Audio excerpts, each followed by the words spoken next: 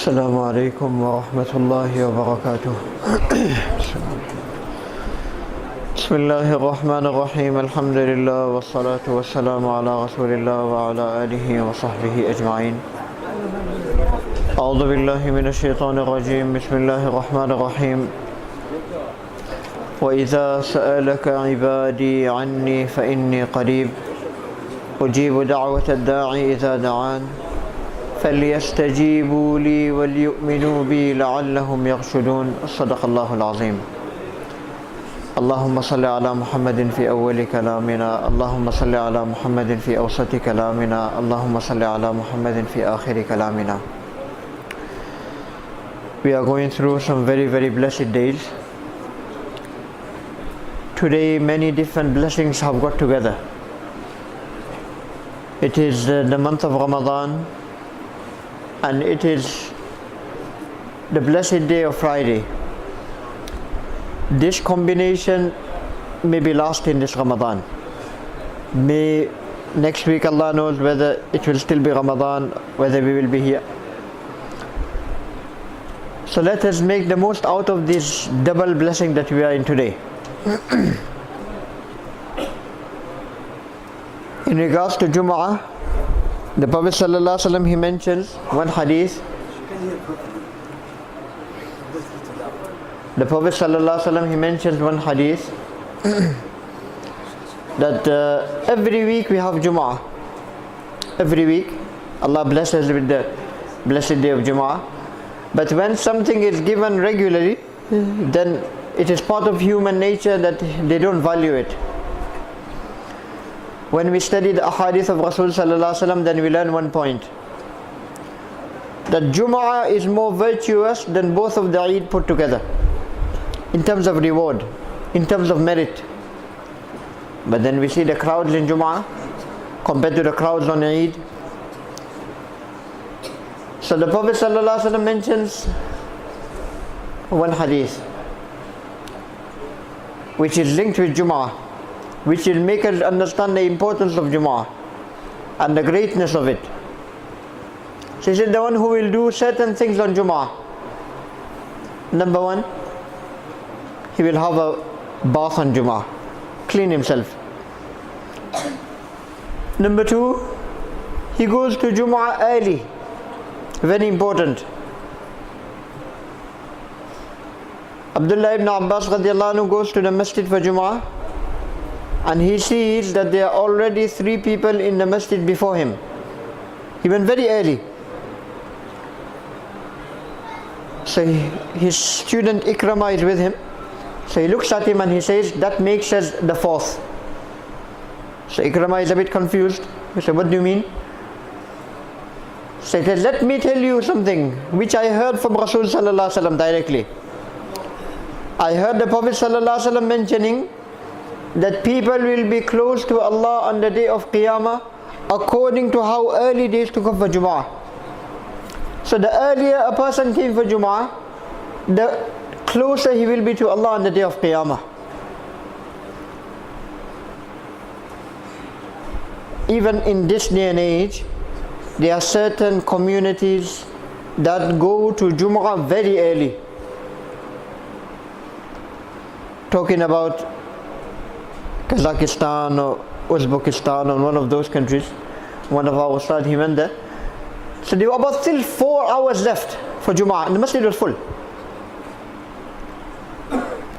So he got a bit shocked. He was taking a rest in the masjid and the Imam told him that you need to do Jum'ah today. So he said, okay, I will just take a rest in one of the rooms. He woke up. He said, let me just start getting ready. And he woke up and the masjid was already full. So he asked the Imam, what is happening? So he said, this is regular practice here. Every week people come to the masjid 4-5 hours early for Jum'ah. They do zikr, they do tilawah, they read Quran, they recite durood on Rasul sallallahu alaihi wasallam, they make tawbah, they make dua, and they clean themselves like the way they have cleaned themselves physically. They come to the masjid and they clean themselves spiritually. And then with a clean body and a clean heart, they listen to the khutbah 4-5 hours later. Imagine the effect that khutbah will have on a person. Imagine that khutbah it will have on the heart of a person. One ayah which we hear in every khutbah. إِنَّ اللَّهَ يَأْمُرُ بِالْعَدْلِ وَالْإِحْسَانِ وَإِيتَاءِ ذِي الْقُرْبَى وَيَنْهَى عَنِ الْفَحْشَاءِ وَالْمُنْكَرِ وَالْبَغْيِ يَعِظُكُمْ لَعَلَّكُمْ تَذَكَّرُونَ. We heard it today, and we will hear every Jum'ah. Wherever you want to go in the world, every week you hear this ayah. Do we not hear it? Whichever masjid you go to. This ayah is so powerful, so powerful. When the Prophet ﷺ was claiming prophethood, early days of Islam, very few in number, people are coming investigating, is he the Prophet of Allah, is he who he is? So the Prophet ﷺ, he was spreading his message in and around Mecca. So there was a very big group, very big tribe on the outskirts, thousands of people. The leader of the tribe, Akhsab ibn Saifi, he gathered all his people and he said, look, we are all hearing the news that there is somebody in Mecca who's claiming to be a prophet. So I want to go to Mecca and I want to investigate and find out the reality. If he truly is a prophet of Allah, then we should all believe in him. But if he's not a prophet of Allah, we should all stay away from him. So everybody looked at him and they said, no, you should not go. You are our leader, something happens to you, we will lose our leader. Just select a few, 2 or 3 other people, tell them to go. Ask them whatever question needs to be asked. So 2 people were selected. They went to Rasul sallallahu alaihi wasallam. They went and they asked the Prophet of Allah 2 questions. Man anta, ma anta. O Prophet of Allah, who are you, what are you? The Prophet sallallahu alaihi wasallam said, ask for your first question, who I am. I am Muhammad ibn Abdullah. And for what I am Muhammad Rasulullah. Then the Prophet of Allah didn't say anything further. All he did was recite the same ayah which we hear in every khutbah. إِنَّ اللَّهَ يَأْمُرُ بِالْعَدْلِ وَالْإِحْسَانِ وَإِيتَاءِ ذِي الْقُرْبَى وَيَنْهَى عَنِ الْفَحْشَاءِ وَالْمُنْكَرِ وَالْبَغْيِ يَعِظُكُمْ لَعَلَّكُمْ تَذَكَّرُونَ. Allah is commanding us to do 3 things. Allah is stopping us from 3 things. So they listened to Quran. They said, O Prophet of Allah, repeat it, we want to learn it. So the Prophet of Allah repeated it, they learnt it. They came back to their leader. They told him the whole story. And they recited this ayah to him. He gathered all his tribe, thousands of people. And he recited this ayah onto them. The same ayah which we listen to in every khutbah. Listening to the ayah, the whole tribe became Muslim. One ayah. This ayah is so powerful that it can bring this, like I mentioned, a whole group of thousands into Islam. But what effect does it have on us? Alhamdulillah, month of Ramadan, masajid are full. People are gathered in the large numbers. But next week, when Ramadan finishes, Allah keep it going. We need to turn to Allah. It's time we turn to Allah on this blessed day. On this blessed month of Ramadan. Oh Allah, like the way you are bringing me to the masjid in Ramadan. Oh Allah, accept me to come to the masjid even after Ramadan. Oh Allah, like the way you are bringing me for salah in Ramadan. Oh Allah, continue bringing me to salah even after Ramadan. Oh Allah, like the way you are giving me the tawfiq to open your book, Quran in Ramadan, recite. Oh Allah, give me the tawfiq even after Ramadan. It is whoever Allah chooses. Whoever Allah chooses. Me and you will not let anybody and everybody come to my house. I will make sure, look, who are you, brother? Do I know you? If I know the person, welcome, come inside. Allah loves me and you. He has called us to His house. Let us prove to Allah. If Allah calls us to, if somebody calls us to His house once, and we do a good stay in the house, then they will call us again. Please come back. We want you to stay more. Same way, if we stay in the house of Allah with full adab, full etiquette, full respect, Allah will call us again and again. Otherwise we see, and I think I have mentioned it before here also, people come to the masjid, Allah calls them to the masjid, but they don't show the etiquette in the masjid, they cause noise in the masjid, they show disrespect in the masjid, they don't show the etiquette. Allah doesn't call them to His house for the next whole year. For 1 year they are deprived from coming back to the house of Allah. We don't want to be from amongst those people. Let us prove to Allah today that, oh Allah, you have called us in front of you. You know, today me and you feel that distance away from Allah. That, you know, I feel very far from Deen. I feel very far from Allah. I feel very far from... Ask ourselves, where is that distance coming from? Allah is still there wherever He is. He hasn't gone anywhere. It is me who has moved away. Masajid is still there. It is me who have turned away. The Quran is still there. It is me who is not taking time for it. Allah accept. Allah give us the ability to do more. So even in this day and age, people come for Jumu'ah 3-4 hours early. There was a certain old person in our area, many years now, maybe about 10 years ago he passed away. When we were young, we used to see him going very early for Jumu'ah, 4-5 hours early. He going to the masjid, walking.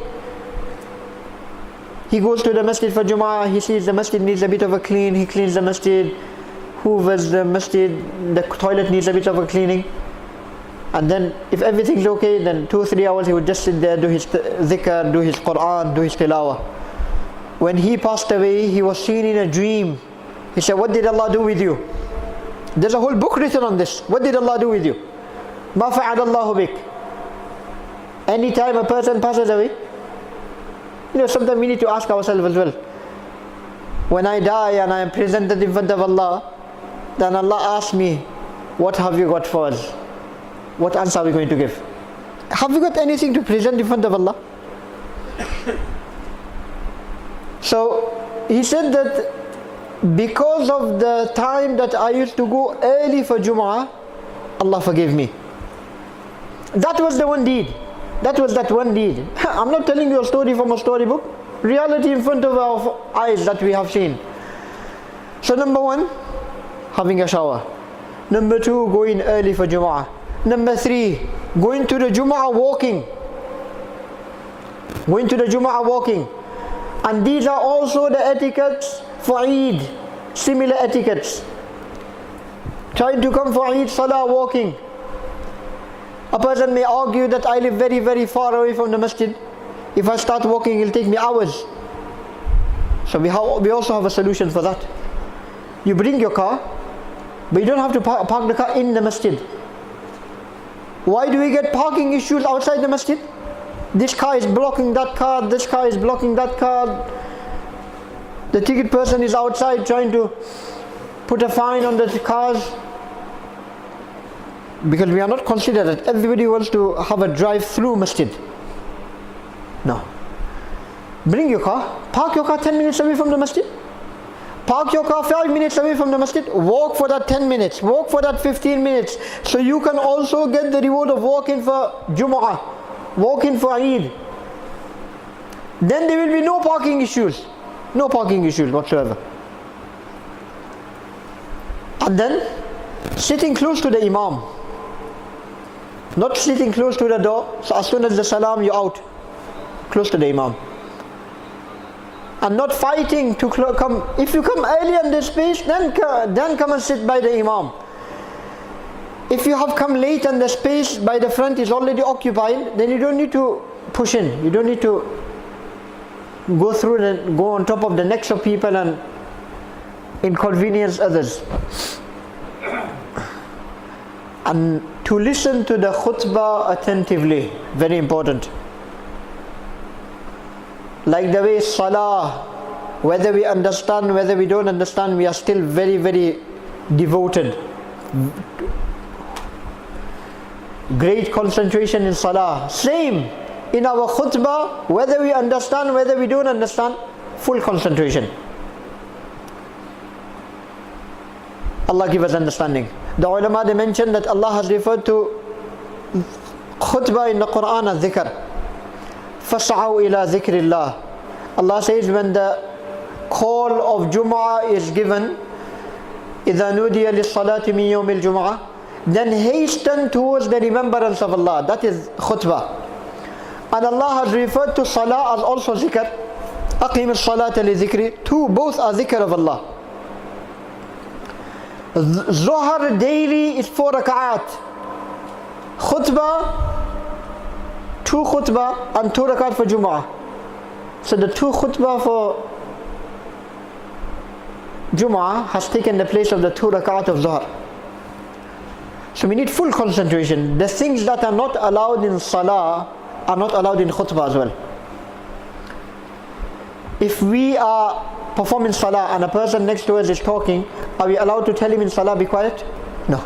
Same in khutbah, we are not allowed to tell anybody to be quiet in khutbah.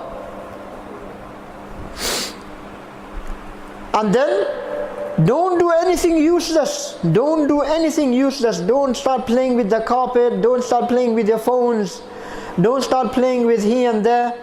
This is a general trend. It's getting rife day by day, where our youth, khutbah is going on and they are playing on their phones. It's a common trend. It's getting very common.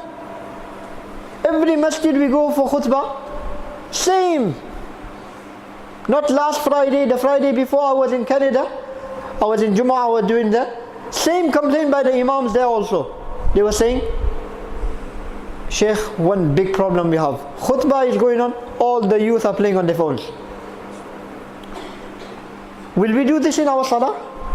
How dare we do this in our khutbah? Allah give us the etiquette. So these 6 things: performing ghusl, having a bath, going early for Jum'ah, going walking, sitting close to the imam, listening to the khutbah attentively, not doing anything useless. What is the reward? Listen to the reward very attentively. For every step a person will take, every step, Allah will give him the reward of 1 year nafil salah, voluntary salah, 1 year. And Allah will give him the reward of 1 year fasting. Now this is a total sahih hadith I'm mentioning to you. The muhaddithun, after narrating this hadith, they make a point. They say, we haven't come across any action which is so easy to do but is so great in reward. We haven't come across besides this. These are things which we are going to do anyway. We are going to have a bath on Friday anyway, but do it with this intention. We are going to go for Jumu'ah anyway, go a bit early. We are going to listen to the khutbah anyway, but listen to it attentively with this intention. Sit closer to the imam. For every step you will take, 1 year of fasting reward, 1 year of salah reward. The muhaddithun, they say, we haven't come across any narration. The action is so easy to do and the reward is so great. Allah give me and you the understanding. Every week we get this day of Jumu'ah. Every day, every week, week in, week out, we can get these huge rewards. Abdullah ibn Umar radiallahu anhu is going for janazah. Abu Hurairah radiallahu anhu mentions the hadith. Which hadith he mentions? That the one who participates in the janazah salah of a person, Allah will give him the reward of 1 qirat. 1 qirat is equivalent to Mount Uhud. Huge! Mount Uhud is the biggest mountain in Medina. You can see it, you can spot it from far. The Prophet ﷺ, whenever he used to come back from his travels, he used to see Mount Uhud from far. He said, oh, that is Uhud. That is a mountain. I love that mountain loves me. So hadith in Bukhari. The Prophet of Allah used to look at Mount Uhud and he used to say, I love that mountain loves me. 1 qirat is equivalent to that huge mountain in Medina. So a person who just participates in the janazah, he will get that much reward. Abu Hurairah radiallahu anhu said, and the person who will participate in the burial as well afterwards, he will get double, meaning he will get 2 qirat. So Abdullah ibn Umar radiallahu anhu couldn't believe it. He said, Abu Hurairah, are you sure? Abu Hurairah, are you sure? He wasn't doubting him. He was just thinking that burial is only going to take another 10, 15, 20 minutes maximum. And so much reward. He just couldn't believe his eyes. So Abu Hurairah radiallahu anhu said, let's go and ask our mother, Aisha radiallahu anha. So they went to ask our mother Aisha radiallahu anha. Our mother. Many people have a problem with this. Your mother is your mother because your mother has told you she is your mother. But Aisha is our mother because Allah has said she is our mother. النبي أولى بالمؤمنين من أنفسهم وأزواجه أمهاتهم. Aisha radiallahu anha is my mother because Allah said she is my mother. So they went to the house of Aisha radiallahu anha and they asked that, have you not heard the Rasul sallallahu alaihi wasallam mentioning this hadith? So she said that, yes, I have heard the Prophet of Allah mentioning this hadith many times. So coming out of the house of Aisha radiallahu anha, Abdullah ibn Umar radiallahu anhu said, he did a sigh and he said, we have lost so many rewards. Only if we knew of this narration earlier, we could have participated in a burial of so many people. We could have got this reward so many times. We learnt of this hadith today, so we have lost so many rewards. قَدْ أَضْيَعَنَا قَرَارِيط. We have lost so many qirat. Do we feel the same? When we lose a few pounds here and there, oh, I've just lost a tenner. I've just lost a fiver. So, oh, I could have made a 50 pound there. But do you ever feel that I've just lost so much reward?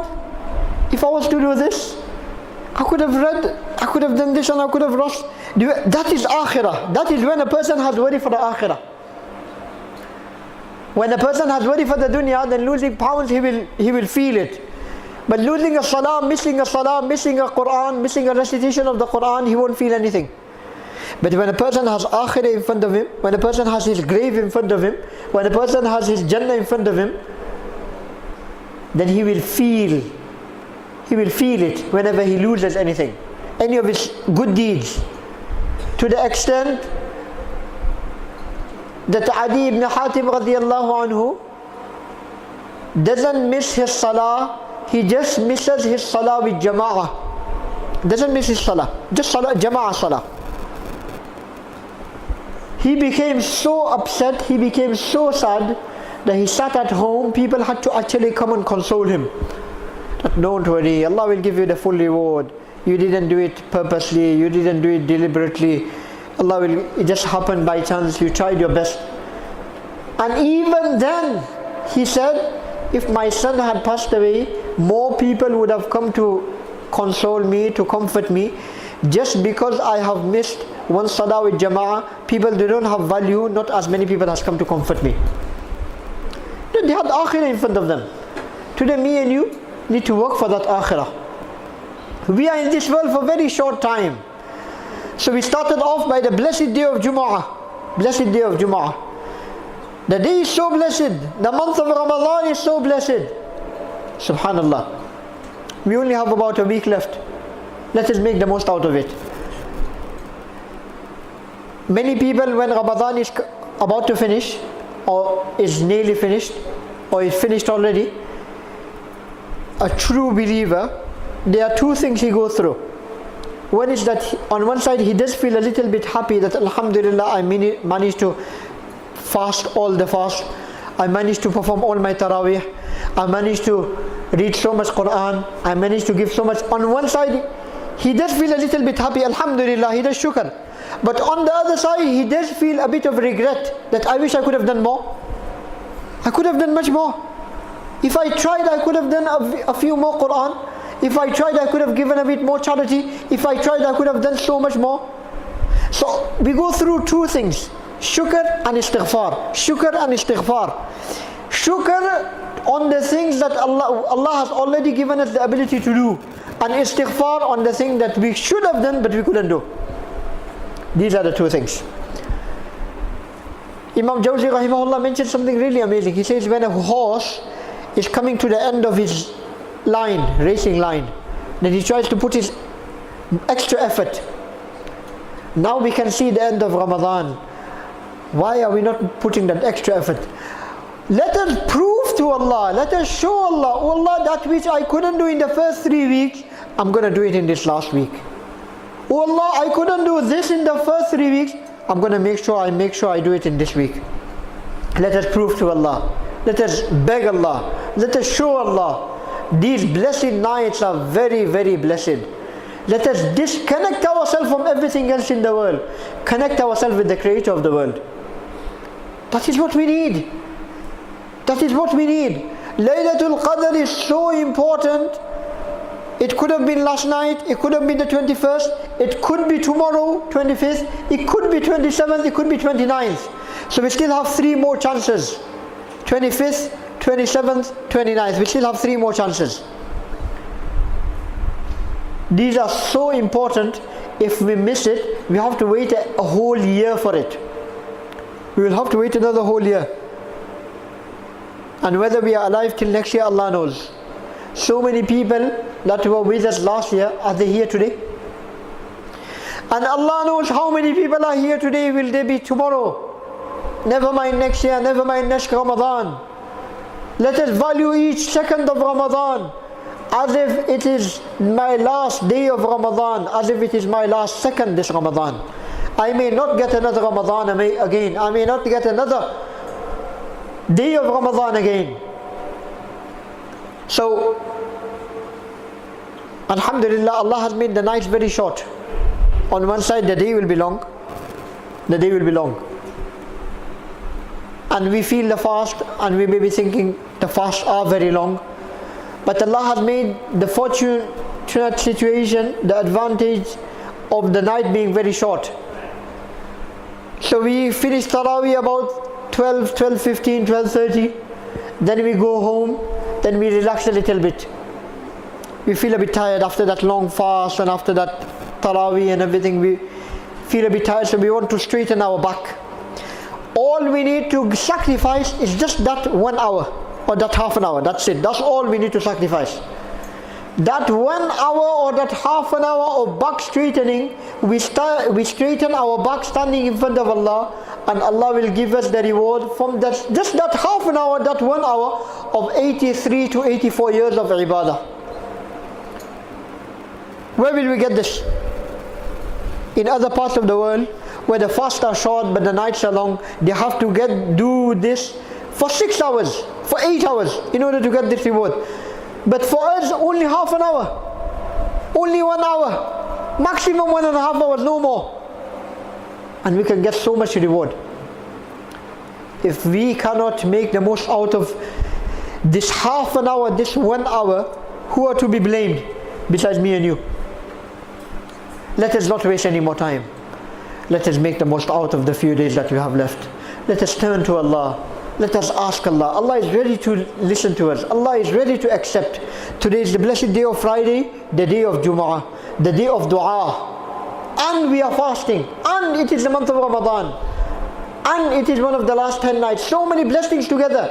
Do you think Allah will not accept our dua? Show Allah. Beg Allah. Beseech Allah. Oh Allah, you are the only one, and you alone can turn my situation for the better.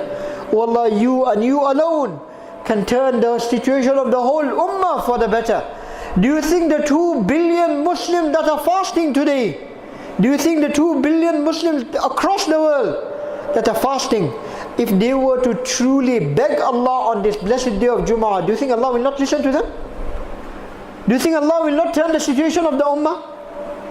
But we need to show Allah. We need to beg Allah. We need to ask Allah. We need to turn to Allah. We need to show Allah the dependency. Dua doesn't just mean, oh Allah, give me this, oh Allah, give me that, bi rahmatika ya Ahmad rahimin. That is not dua. Ask Allah. Turn Allah. Shed few tears. Show Allah. Talk to Allah. Oh Allah, this has happened. Oh Allah, this is happening here. Oh Allah, this is happening there. Oh Allah, this is happening to me. Oh Allah, this is happening to my family. Oh Allah, this is happening in my community. Oh Allah, I don't know what to do. Oh Allah, I'm confused. Oh Allah, I don't know who to turn to besides you. Show Allah.